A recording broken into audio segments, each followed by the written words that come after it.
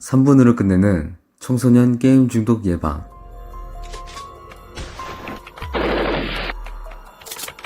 청소년 게임 중독, 대체 왜 일어나고 왜 위험한 걸까요?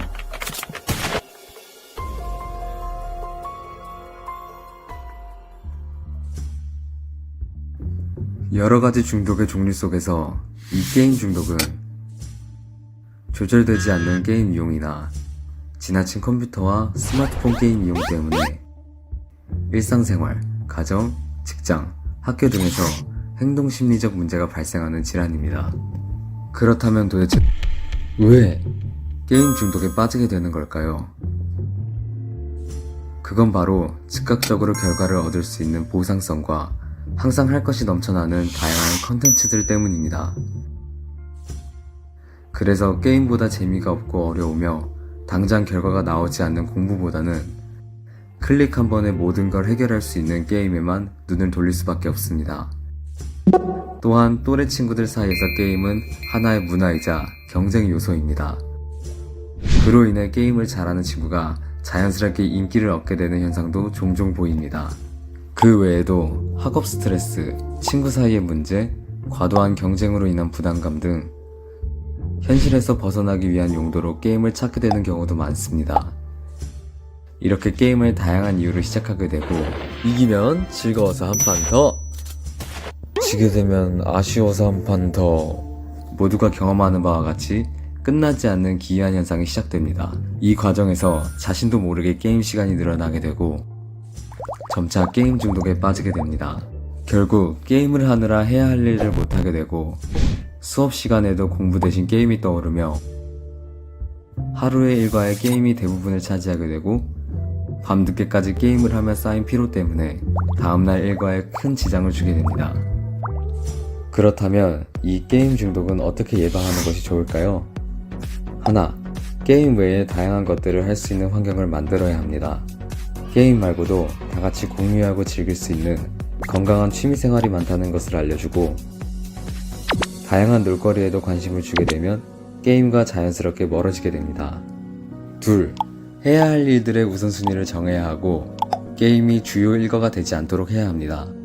가족 혹은 친구와 약속한 후 해야 할 일을 먼저 하고 난 뒤 게임을 머리를 식히는 휴식의 의미로 접근하는 것입니다. 물론 어느 정도를 넘어서 과도하게 몰입하는 것에 주의하여야 합니다. 셋, 중독관리센터에서 주최하는 힐링 캠프에 참여합니다. 아름다운 자연 속에서 힐링하고 전문가의 도움을 받으며 중독 예방의 방법을 알게 되는 일석이조의 효과를 누릴 수 있습니다. 넷, 정도가 심해져 자신의 의지로 개선이 어려운 상황에서는 가족 혹은 가까운 사람들의 도움을 받아 상담을 받거나 자신의 상황과 맞는 치료를 요청하도록 합니다. 지금까지의 게임 중독에 대한 이야기 잘 들으셨나요? 다른 사람의 이야기가 아니라 가까운 친구 혹은 우리의 이야기일 수도 있습니다. 세상에는 즐겁고 재밌는 일들이 많습니다. 지금 바로 주변을 둘러보세요.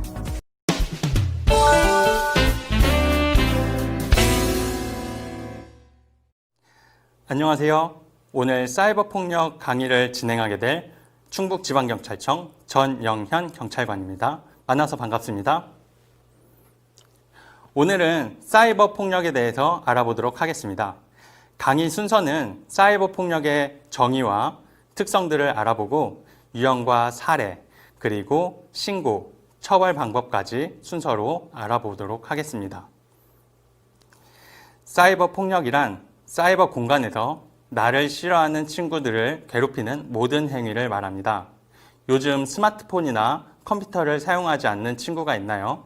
거의 대부분의 청소년들이 스마트폰이나 컴퓨터를 사용하고 있기 때문에 사이버 폭력은 계속해서 발생되고 있습니다. 교육부에서 실시한 2019년 학교폭력 실태조사 결과를 보면 우리나라 전체 학생 중에 약 6만 명, 즉 1.6%의 학생들이 학교폭력 피해를 경험하였다고 답변하였으며 이 중 사이버 폭력은 8.9%로 전체 학교폭력 유형 중에 3위를 차지하였습니다. 위 결과를 볼 때 직접적인 신체 폭행보다는 정서적 폭력이 늘고 있음을 알 수 있습니다. 학교 폭력 중 3위를 차지한 사이버 폭력은 과연 어떠한 특징들이 있는지 알아보도록 하겠습니다.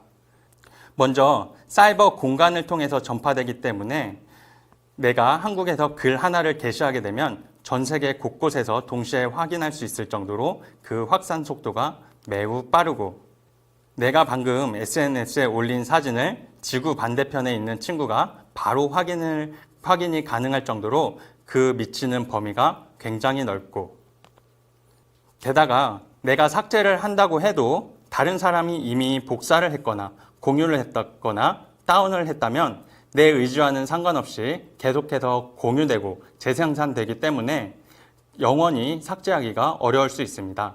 때문에 오랜 지속성을 가진다고 볼 수 있습니다. 유형별 구체적 사례를 보면 사이버 따돌림이란 단체 채팅방에 한 친구를 초대해서 욕하고 따돌리는 것으로, 대표적 사례로는 단체 채팅방에 한 친구를 초대해서 계속 욕하고 괴롭히는 떼카, 방을 나가지 못하게 괴롭히는 카카오톡 감옥, 초대해놓고 모두 나가버리는 방폭 등이 있습니다. 명예훼손이나 모욕은 사이버 공간에서 사람을 비방할 목적으로 사실이나 거짓의 내용을 게시하여 명예를 훼손하는 것으로, 대표적인 사례로는 악성 댓글을 달거나 게임을 하면서 친구한테 욕을 하는 사례를 들 수 있습니다. 저격글은 누구를 지목하는지 알 수 있을 정도로 다른 사람을 비난하거나 명예를 훼손하는 것으로 꼭 실명을 거론하지 않아도 처벌이 될 수 있습니다.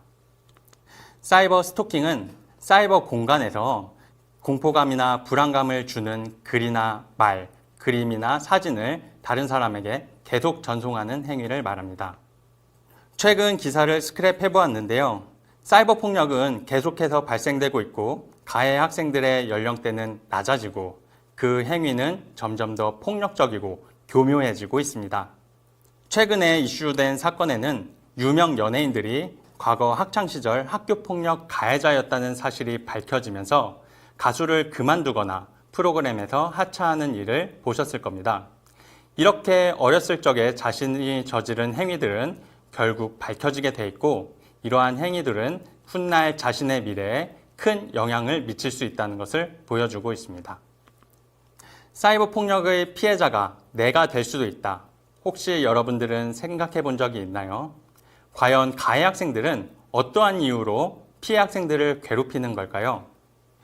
교육부에서 발표한 자료를 보면 가해 학생들이 피해 학생들을 괴롭히는 이유로는 첫째, 먼저 괴롭혀서, 둘째, 장난으로, 셋째, 오해와 갈등으로, 넷째, 마음에 안 들어서, 다섯째, 다른 친구가 하니까, 화풀이, 순으로 답변하였습니다. 가해 이유로 첫 번째인 먼저 괴롭혔다가 과연 무슨 뜻일까요? 사이버 폭력의 특징 중 하나가 나를 괴롭힌 친구에게 복수를 하기 위해서 나 또한 사이버 폭력의 가해자가 되는 일이 있습니다.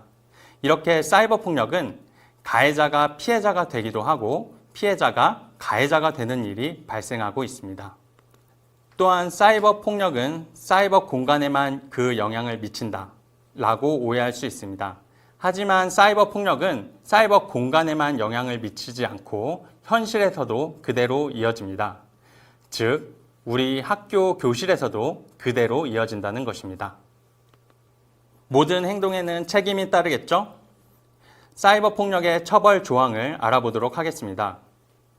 인터넷에서 흔히 발생하는 패드립이나 악성 댓글, 욕 등은 사이버 명예훼손에 해당될 수 있고, 이는 사이버상의 특징으로 일반 명예훼손죄보다 더 중하게 처벌될 수 있습니다. 다음으로는 사이버 폭력 신고 방법입니다. 대표적으로 117 신고센터가 있습니다. 117 신고센터는 신고자의 신분이나 신고 내용의 비밀이 보장되기 때문에 어려운 일을 겪고 있는 친구가 있다면 부담 갖지 말고 연락해 주시기 바랍니다. 그 외 여러 기관에서 도움을 받을 수 있으니 꼭 알아두셨으면 좋겠습니다. 또한 사이버 폭력을 당한다면 어떻게 해야 할까요? 먼저 도움을 받을 수 있는 여러분들의 가족, 선생님, 친구에게 도움을 요청하고 증거를 확보하는 게 좋습니다. 인터넷 상에서 게시도 쉽지만 삭제 또한 쉽기 때문에 증거를 초반에 확보하고 도움을 요청하시는 게 좋습니다. 이렇게 사이버 폭력 신고 방법에 대해서 알아보았는데요. 예방 방법이 더욱더 중요하겠죠? 사이버 폭력 예방 방법에 대해서 알아보도록 하겠습니다. 당연한 이야기지만 사이버 공간에서 내가 먼저 다른 사람에게 욕설이나 비난, 따돌림을 하지 않고 글을 작성할 때에는 상대방의 입장에서 다시 한번 생각해보고 글을 게시하는 습관을 가지면 좋겠습니다. 그리고 우리들이 사용하는 카카오톡이나 인스타그램, 페이스북에는 이러한 사이버 폭력의 피해를 막을 수 있는 장치들이 마련되어 있는데요. 먼저 카카오톡 같은 경우에는 단체 채팅방에 초대를 당하지 않게 설정을 할 수가 있고, 인스타그램 같은 경우에는 댓글을 제한하거나 차단하는 기능이 있으니 알아두셨다가 한번 사용해 보시기 바랍니다. 마지막으로 오늘의 강의를 마치며 나에게 장난인 한마디는 너에게 상처인 한마디가 되고, 내가 쏜 화살은 반드시 나에게 다시 되돌아온다는 사실을 명심해 주시기 바랍니다. 지금까지 사이버 폭력 예방 강의 학교 전담 경찰관 전영현이었습니다. 감사합니다.